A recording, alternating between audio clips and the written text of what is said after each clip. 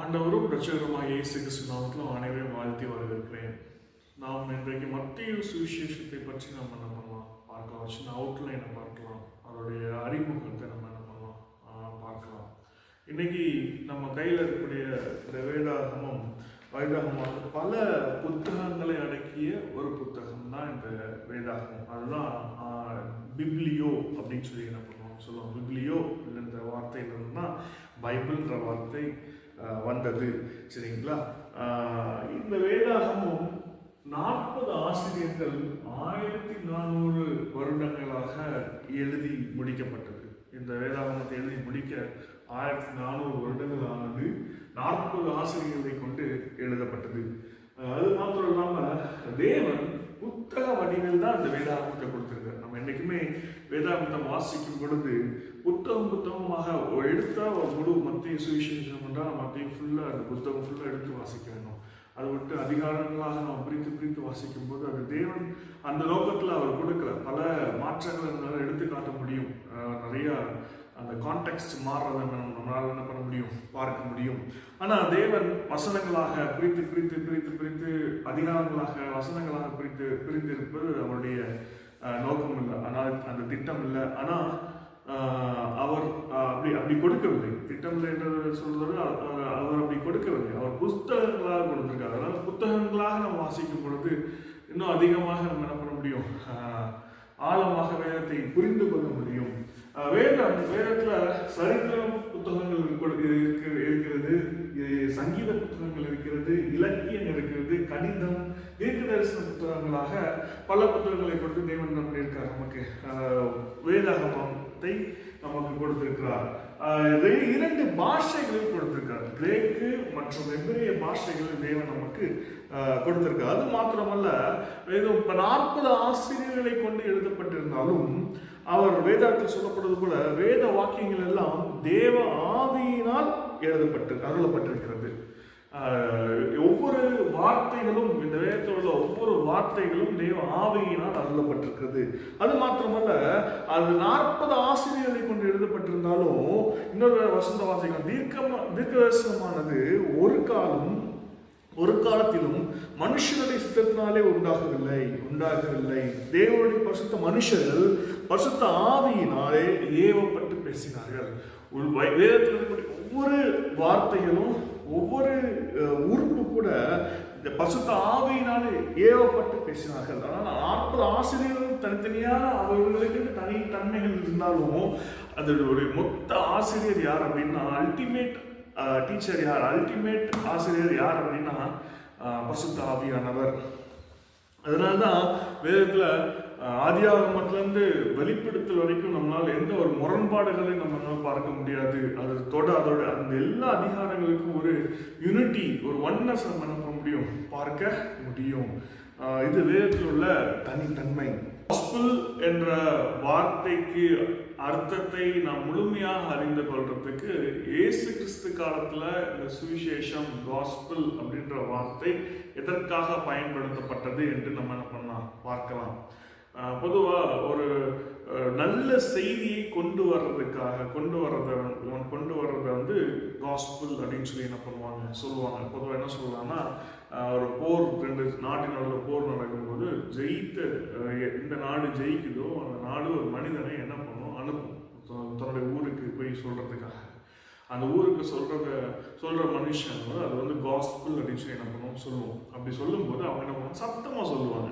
சொல்லும்போது என்ன பண்ணுவாங்க, சத்தமா சொல்லுவாங்க. நம்ம ஊர்லேயும் டம்பர் அடிப்பாங்க அந்த காலத்துல. அதே போல டம்பர் அடிச்சு சத்தமா, இதனால் சகல ஜனங்களுக்கு தெரிவித்துக் கொள்வது என்னவென்றால் அப்படின்னு சொல்லி சொல்லுவாங்க.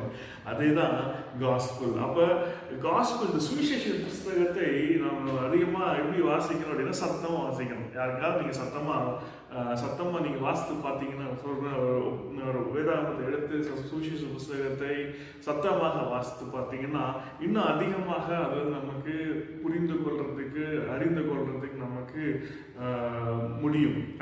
சுவிசேஷ புஸ்தகங்களை, சுவிசேஷம் என்றால் என்ன அப்படின்னா ஒரு செய்தி அறிக்கை மாதிரி, சரிங்களா? அதான் காஸ்பிள் சொல்றோம். அது நல்ல இந்த சுவிசேஷ இயேசு கிறிஸ்துவோடைய சுவிசேஷத்தை புதிய ஏற்பாட்டு விசுவாசிகள் மற்ற ஜனங்களுக்கு சொல்லும் பொழுது அது நல்ல சுவிசேஷம், நல்ல செய்தி நான் சொல்கிறோம் அப்படின்ற போது காஸ்பல் சொல்லி என்ன பண்ணப்பட்டது, பெயர் எடுக்கப்பட்டது. புதிய ஏற்பாட்டில் நமக்கு சரித்திர புத்தகம், கடிதங்கள், ஒரு தீர்க்கதரிசன புத்தகம் மற்றும் 4 தனித்துவமான சுவிசேஷ புத்தகங்கள் நமக்கு கொடுக்கப்பட்டிருக்கிறாங்க. இந்த 4 தனித்துவமான சுவிசேஷ புத்தகங்களையும் எழுதியவர்கள் இயேசு கிறிஸ்துவுடைய சாட்சிகள். இந்த சாட்சிகள் இயேசு கிறிஸ்துவை கண்ணார கண்ட சாட்சிகள், அவருடைய வாழ்க்கை சரித்திரத்தை முழுவதுமாக அறிந்து கொண்ட சாட்சிகள். இவர்கள் போய் இயேசு கிறிஸ்துவனுடைய சுவிசேஷத்தை அறிவிக்கிறார்கள். இயேசு கிறிஸ்துவனுடைய சுவிசேஷத்தை அறிவிக்கும் பொழுது அநேக நபர்கள் இயேசு கிறிஸ்துவை ஏற்றுக்கொண்டு அனுதினம் சபையில் சேர்க்கப்பட்டு கொண்டு வருகிறார்கள். நாட்கள் போக போக இந்த எண்ணிக்கை அதிகமாகிக் கொண்டே இருக்கிறது. ஆனால் இயேசு கிறிஸ்துவை கண்ணார கண்ட அல்லது அவர் கேட்ட சாட்சிகள் குறைந்து கொண்டே வருகிறது. இதற்கு ஆனால் கேட்க வேண்டிய நபர்கள் அதிகமாகி கொண்டே இருக்கிறார்கள். சரிங்களா? இதனால இதுக்கு என்ன செய்யலாம் அப்படின்னு நம்ம பார்த்தோம்னா, இது தேசிக சுவிசேஷம் மையினால் எழுதப்பட வேண்டும். அதை அவர்கள் கொல்லப்படுவதற்கு முன்பு சீக்கிரமாக எழுதி முடிக்கப்பட வேண்டும். இப்படிதான் நமக்கு 4 சுவிசேஷங்கள் எழுதி நமக்கு கிடைத்தன. சரிங்களா? நம்ம புதிய ஏற்பாட்டை திறந்து பார்க்கும்போது நமக்கு 4 சுவிசேஷங்கள் உண்டு. 4 சுவிசேஷங்கள் இருக்கிறத நம்ம பார்க்க முடியும். இப்போ அடுத்த கேள்வி என்னன்னா, ஏன் 4 சுவிசேஷம்? எதற்காக 4 சுவிசேஷம்? ஒரே சுவிசேஷத்துல எழுதி முடிச்சிருக்கலாமே, ஒரே புக்கா என்ன பண்ணிருக்கலாம், முடிச்சிருக்கலாமே நம்ம பார்க்கலாம். ஆனா வேதாகமத்தை நம்ம பார்க்கும் பொழுது மிக மிக முக்கியமான காரியங்களை தேவன் 2 பங்குகளாக பல முறை தேவன் என்ன பண்ணியிருப்பார், சொல்லியிருப்பார். சரிங்களா? நம்ம வேதாகமத்தை வாசிக்கும் போது சிருஷ்டிப்பை தேவன் 2 அதிகாரங்களாக கொடுத்திருக்கிறார். அது மாத்திரமல்ல, சரித்திர புத்தகங்கள் 2 புத்தகங்களாக கொடுத்திருக்கிறார். 4ஆம் புத்தகமாகவும் ராஜாக்கள் புத்தகம் தேவன் கொடுத்திருக்கிறார்.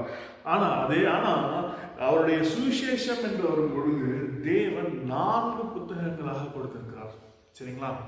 ஏன் அப்படின்னு பார்த்தோம் அப்படின்னா, இன்னைக்கு நான் இந்த ஜெயிலெல்லாம் போகும்போது உள்ள போன உடனே முதல்ல அந்த அங்கு அடையாளங்கள் எழுதுவாங்க. எழுதி முடிச்சுட்டு பிக்சர் எடுப்பாங்க. எப்படி பிக்சர் எடுப்பாங்கன்னா, ஒன்று நேராக எடுக்கிற மாதிரி பிக்சர், இன்னொரு சைடில் இருக்கிற மாதிரி, சைடில் நேராக பார்க்குற மாதிரி பிக்சர், இந்த சைடில் நேராக இருக்கிற மாதிரி பிக்சர், இன்னும் சில நாட்டில் பின்னாடி திரும்பியும் ஒரு பிக்சர். 4 விதமான பிக்சர் எடுக்கிறாங்க.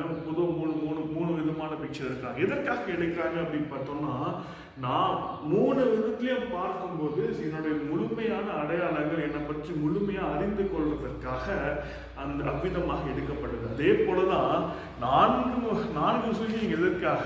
இயேசு கிறிஸ்துவை பற்றி முழுமையாக அறிந்து கொள்வதற்காக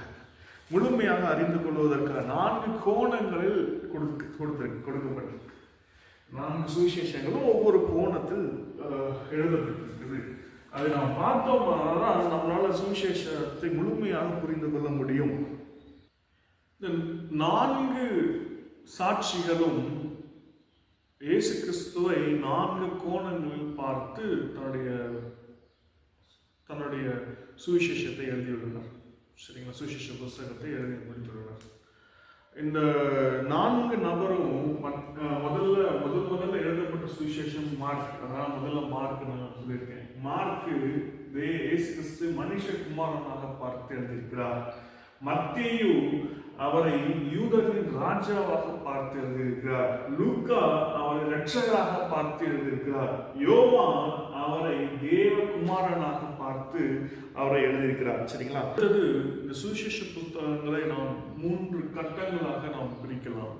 அதாவது எப்படிப்பட்டது என்றால், இப்போ ஒரு மனிதர் இறந்து போகிறார். மதர் தெரசா எடுத்துக்கோங்களேன். அவர் இறந்து போனதுக்கு அப்புறம் அவர் என்ன செய்தார்ன்றத முதல்ல மக்கள் என்ன பண்ணாங்க, சொன்னாங்க. வெளியே எல்லாருக்கும் அவர் என்ன செய்தார், அவர் செய்த காரியங்கள் பிடித்து போனதுக்கு அப்புறம் அவர் எவ்விதமாக என்னெல்லாம் சொன்னார், அடுத்து என்ன சொன்னார், அது என்னெல்லாம் சொன்னார். சரிங்களா?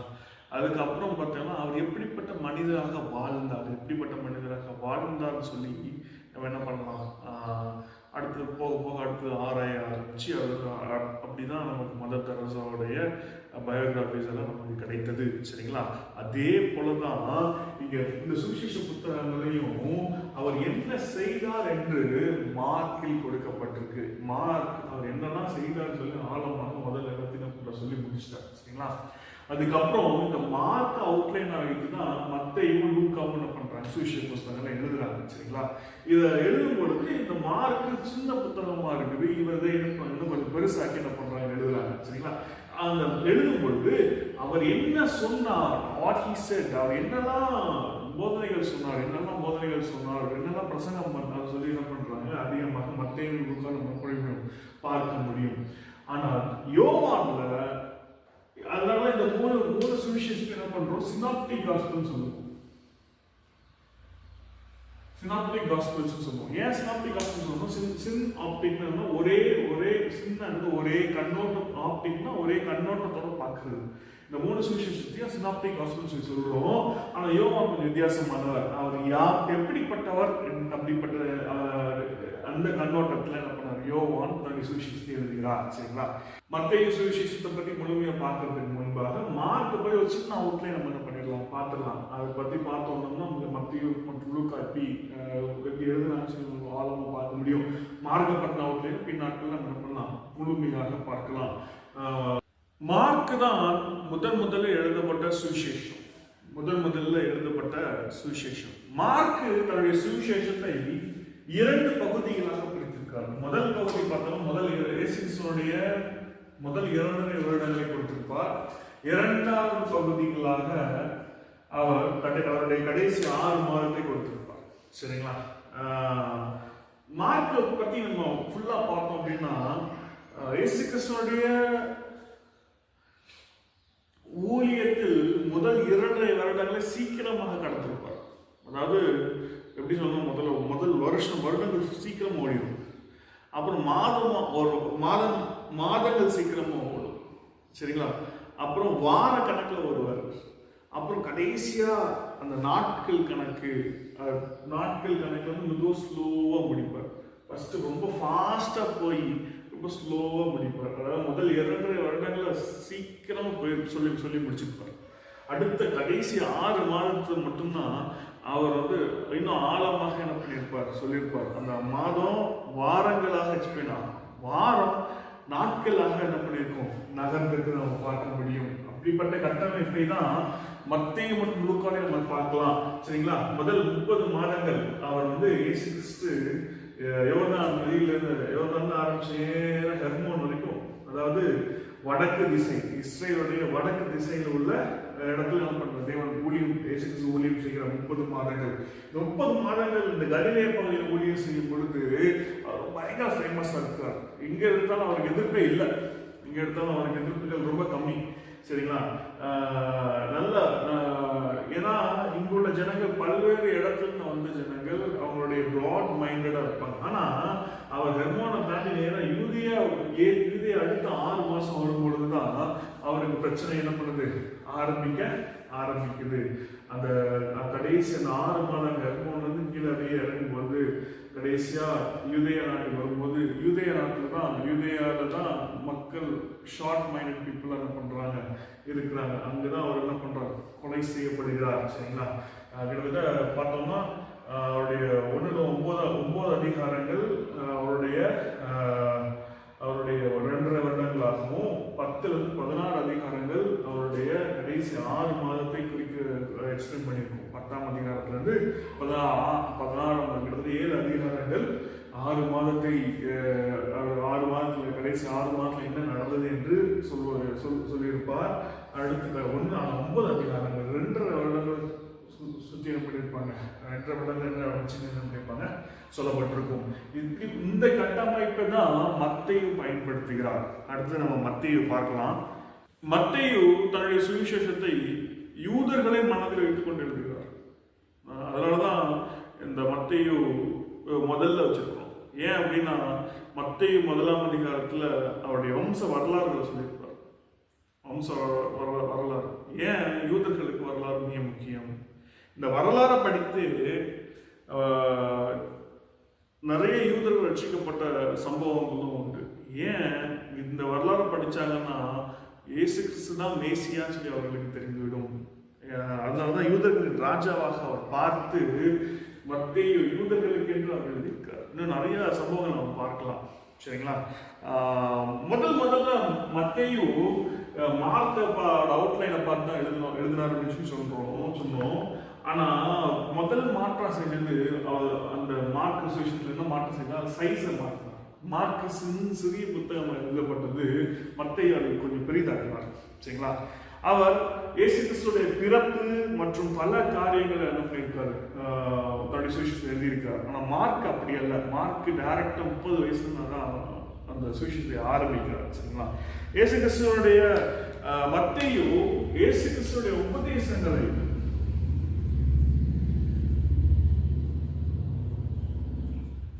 உபதேசங்களை 5 பகுதிகளாக பிரித்து அது 5 தலைப்பின் கீழே வச்சிருக்காரு மத்தேயு. ஆனா லூக்கா என்ன பண்ணிருக்காரு அப்படின்னா, அவருடைய உபதேசங்களை, அவருடைய பிரசங்கங்களை ஒரே இடத்துல குரூப்பா பிரிக்காம அங்கங்க போட்டிருப்பார். அதான் மத்தேயுக்கும் லூக்காவுக்கும் உள்ள வித்தியாசம். சரிங்களா? மத்தேயு யூதர்களுக்கு என்று எழுதப்பட்டதை நம்ம பார்த்தோம். சரிங்களா? அதனாலதான் அவர் என்ன பண்றார், 5 உபதேசங்களாக என்ன பண்றார், பிரிக்கிறார். யூதர்களுக்கு மிக முக்கியமான என்னது, தோரால என்ன இருக்கு, 5 ஆகமங்கள். ஆதியாகமம், யாத்திரா, லேவிய, என்னாகம, உபாகமம். இந்த 5 ஆகமங்கள் என்ன பண்ணிடுச்சு, இந்த 5 பிரசங்கங்களாக என்ன பண்ணிருக்காரு, வகுத்து தெரிவித்தால் 5 தலைப்பின் கீழ் வகுத்திருப்பார். அது பின்னாடி நம்ம பார்க்கலாம். சரிங்களா? அந்த பழைய உடன்படிக்கையா போய் புதிய உடன்படிக்கை, இயேசு கிறிஸ்துவின் உடன்படிக்கை என்ன இருந்துச்சு, வந்துவிட்டது என்று யூதர்களுக்கு அவர் சொல்லி இருக்கிறார். சரிங்களா? இனி மோசையின் சட்டத்திட்டங்கள் அல்ல, இனி இயேசு கிறிஸ்துவின் சட்டத்திட்டங்களே உடன்படிக்கையே நிலைத்து நிற்கும் சொல்லி என்ன பண்ணலாம், அதை அவர் என்ன பண்ணிருக்காரு, ஸ்ட்ரெஸ் பண்ணி சொல்லியிருப்பார். அடுத்து பார்த்தீங்கன்னா ஸ்ட்ரக்சர் நான் சொன்ன ஏற்கனவே 5 பகுதிகளாக பிரித்திருக்காரு சொல்லி நம்ம பார்த்தோம். சரிங்களா? மத்தேயு தன்னுடைய சுவிசேஷத்தை பார்த்தீங்கன்னா மத்திய 5ஆம் அதிகாரத்துல இருந்து அவருடைய வார்த்தை, வேர்டு, பிரசங்கம், இதுல மிக முக்கியமா 5ஆம் அதிகாரம் என்ன பிரசங்கம், மலை பிரசங்கத்தை நம்ம முக்கியமான பார்க்கலாம். வார்த்தை முடிச்ச உடனே அவர் செய்த காரியங்கள், டீட்ஸ் நன்மைகளை குறித்து எழுதியிருப்பாங்க. அடுத்து பார்த்தீங்கன்னா அதே மாதிரி வேர்ட், டீட்,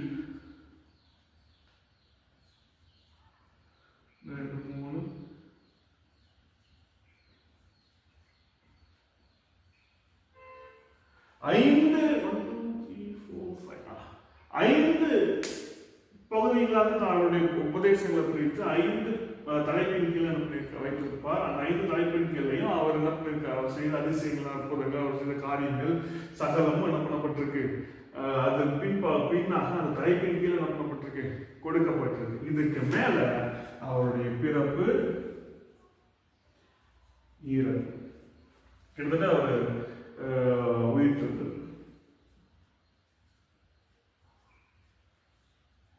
சரிங்களா? கிட்டத்தட்ட சாண்ட்விச் மாதிரி வேர்டு டீடு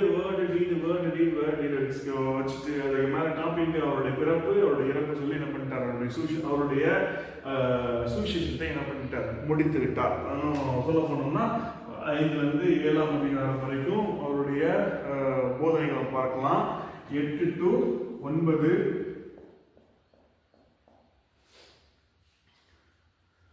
10ஆம் அதிகாரம், 11 to 12ஆம் அதிகாரம் வரைக்கும் என்ன பண்ணலாம், அவருடைய டீட்ஸை பார்க்கலாம். 13ஆம் அதிகார போதனைகளை பற்றி பார்க்கலாம். 14 to 15 அவருடைய டீட்ஸை பற்றி 17 வரைக்கும் அவருடைய டீட்ஸை பற்றி பார்க்கலாம். 18ஆம் அதிகாரத்தில் அவருடைய போதனைகளை பற்றி, அவருடைய உபதேசத்தை பார்க்கலாம். 19 இருந்து 23 வரைக்கும் அவருடைய டீட்ஸை பற்றி பார்க்கலாம்.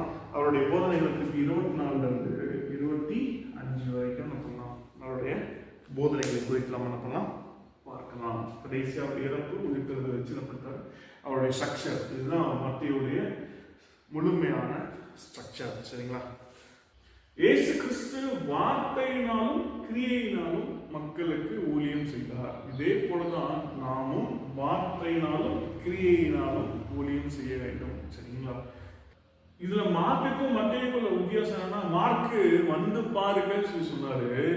இங்க மத்தேயு வந்து பார்க்க மட்டும் பார்த்தாதீங்க, வந்து கேளுங்கள் அப்படின்னு என்ன பண்ணாரு சொல்லியிருக்காரு. மத்தேயு யூதர்களுக்கு என்று எழுதப்பட்டது நம்ம பார்த்தோம். இல்ல யூதர்கள் அப்படின்னு சொல்லி பார்க்கும்போது சில காரியங்கள் நம்ம பார்க்கலாம். எதற்காக யூதர்களுக்கு தான் எழுதப்பட்டது அப்படின்னு சொல்லி பார்க்கலாம். சரிங்களா? மத்தேயு யூதர்களுக்கு என்று எழுதப்பட்டது நம்ம பார்த்தோம். சரிங்களா? அது எதனால அப்படி சொல்றோம் அப்படின்னா, யூதர்கள் ஒரு மிக முக்கியமா ஒரு வசனத்தை ரொம்ப ஃபாலோ பண்ணுவாங்க. எந்த வசனம்னா, உன் தேவனுடைய கர்த்தருடைய நாமத்தை வீணிலே வழங்காதிருப்பாயாக. அதனால அவங்க என்ன பண்ண மாட்டாங்கன்னா, காட் அப்படின்ற வார்த்தையை என்ன பண்ண மாட்டாங்க, யூஸ் பண்ண மாட்டாங்க. அந்த வார்த்தையே கிடையாது, குட் அப்படிதான் என்ன பண்ணுவாங்க. அந்த ஓட வீட்டிலே வழங்காத தேவையெல்லாம் யூஸ் பண்ணக்கூடாதுன்றதுனால அந்த வார்த்தை முழுமை என்ன பண்ண மாட்டாங்க, சொல்ல மாட்டாங்க. அதே மாதிரி தான் யாவேங்கிற வார்த்தையை என்ன பண்ண மாட்டாங்க, அவர்கள் சொல்ல மாட்டார்கள். மத்தேயுவிலும் அதே மாதிரி தான். இந்த யாவேங்கிற வார்த்தைக்கு பதிலாக அவர்கள் என்ன பண்ணுவாங்கன்னா, பரலோகம், தேவன் உன்னை கடிந்து கொள்வாராக சொல்லுவது பரலோகம் உன்னை கடிந்து கொள்ளட்டும் அப்படின்னு சொல்லி என்ன பண்ணுவாங்க. அப்படிப்பட்ட வார்த்தைகள் என்ன பண்ணுவாங்க, பயன்படுத்துவாங்க. அதனாலதான் தேவனுடைய ராஜ்யம் அப்படின்ற ஒரு பதத்தை நாம் மத்தேயுவில பார்க்கவே முடியாது. தேவனுடைய ராஜ்யம் வார்த்தைக்கு, அதாவது இங்கிலீஷ்ல வந்து கிங்டம் ஆஃப் காட், இதுக்கு பதிலா கிங்டம் ஆஃப் ஹெவன் சொல்லி இருப்பாங்க, பயன்படுத்தியிருப்பார். கிங்டம் ஆஃப் காட் பதிலா கிங்டம் ஆஃப் ஹெவன். அதனாலதான் ஒருவேளை கிங்டம் ஆஃப் காட் அப்படின்னு சொல்லி பயன்படுத்தி இருந்தா இந்த சுவிசேஷ வாசியர் யூதர்களுக்கு அது அபத்தமாக காணப்பட்டிருக்கும். ஆனா அவர் என்ன பண்ணியிருக்காரு, தேவ கிங்டம் ஆஃப் ஹெவன் சொல்லி என்ன பண்ணியிருக்காரு, பயன்படுத்தியிருக்காரு. அந்த அளவுக்கு மத்தேயு யூதர்களை மையமாக வைத்து அவர்களுக்கென்று எழுதப்பட்டது. சரிங்களா? அவர் அந்த கலாச்சாரத்துக்கு ஏற்றபடி அவர் என்ன பண்றார், சுவிசேஷத்தை சொல்லியிருக்காரு. நாமும் சுவிசேஷம் சொல்லும்போது கலாச்சாரம் நம்ம வாழ்ந்துட்டு இருக்க பூமியில உள்ள நம்ம எந்த இடத்துல இருக்கிறோமோ அந்த இடத்துக்கேற்ற கலாச்சாரத்துக்கு படி நம்ம என்ன பண்ணுவோம், சுவிசேஷத்தை சொல்ல வேண்டும்.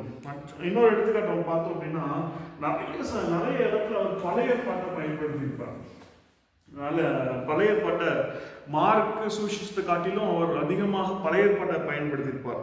இயேசு கிறிஸ்துவுடைய பிறப்பின் செய்தியில மட்டும் 13 தடவை பழைய ஏற்பாட்டு வசனத்தை கோட் பண்ணி, ஏன் இவர் தான் மேசியா, இவர் தான் வருகின்ற யூதருடைய ராஜா அப்படின்ட்டு தெளிவாக சொல்வதற்காக பழைய ஏற்பாட்டை கோட் பண்ணியிருப்பார். அது மாத்திரம் இல்ல, அவர்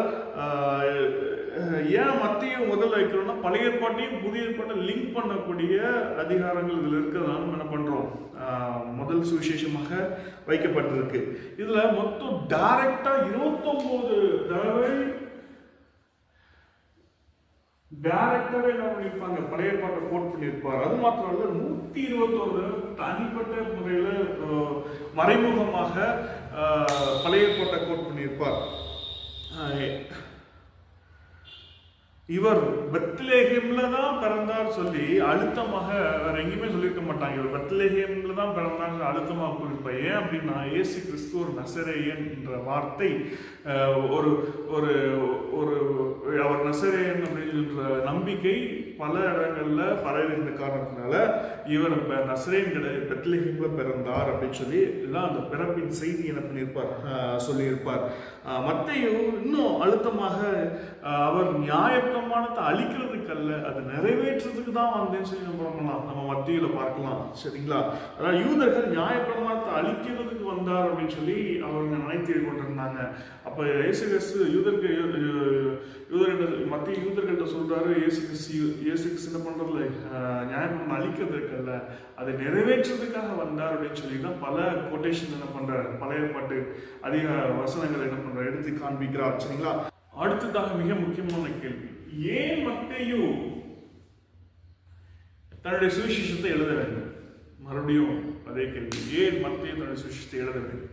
ஏன் எழுத வேண்டும் சொல்லி பார்த்தோம்னா, சபை வளர வளர புதிய விசுவாசிகள் சபையில் சேர்க்கப்பட்டு வந்து கொண்டே வந்தார். சபை வளர்ந்துகிட்டே போச்சு. அப்ப யூதர்கள் குறைவுபட தொடங்கினார். யூதர்களை காட்டிலும் ஜென்டைல்ஸ் வந்து அதிகமாக வளர்ந்து கொண்டே இருந்தாங்க. யூதர் அப்ப ஒரு டைம் ஃப்ரேம்ல ஒரு கட்டத்தில் யூதர்கள் சபையிலிருந்து வெளியேற்றப்பட்டார்கள்.